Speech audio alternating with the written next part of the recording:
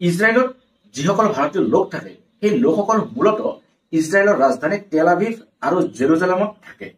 ইজৰাইলৰ Tel Aviv চহৰ আৰু জেৰুজালেম চহৰৰ যি ডিফেন্স চিষ্টেম সেয়া যথেষ্ট শক্তিশালী, কাৰণ ইজৰাইলৰ যি পটভূমি, ইজৰাইলৰ পটভূমিত টেল আভিভ আৰু জেৰুজালেম দুইখন চহৰে যথেষ্ট গুৰুত্বপূৰ্ণ আৰু সেইবাবে এই দুইখন চহৰৰে ডিফেন্স চিষ্টেম যথেষ্ট শক্তিশালী।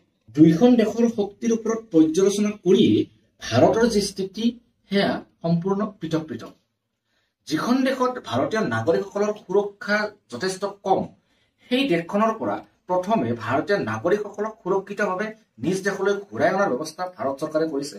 আৰু যদি পৰৱৰ্তী সময়ত অন্য দেশখনতো ভাৰতীয় নাগৰিকসকলৰ যি সুৰক্ষা তাৰ ওপৰত প্ৰশ্নচিহ্নৰ উদয় হয়, তেনেহলে নিশ্চিতভাৱে ভাৰতীয় চৰকাৰে, ভাৰতীয় বিদেশ মন্ত্ৰণালয়ে নাগৰিকসকলক দেশলৈ উভতাই অনাৰ বাবে নিশ্চিতভাৱে বিহিত ব্যৱস্থা গ্ৰহণ কৰিব। আমাৰ আজিৰ এই ভিডিঅ'টো আপোনালোকে চাই কেনে পালে আমাক কমেণ্ট বক্সত জনাবলৈ নাপাহৰিব।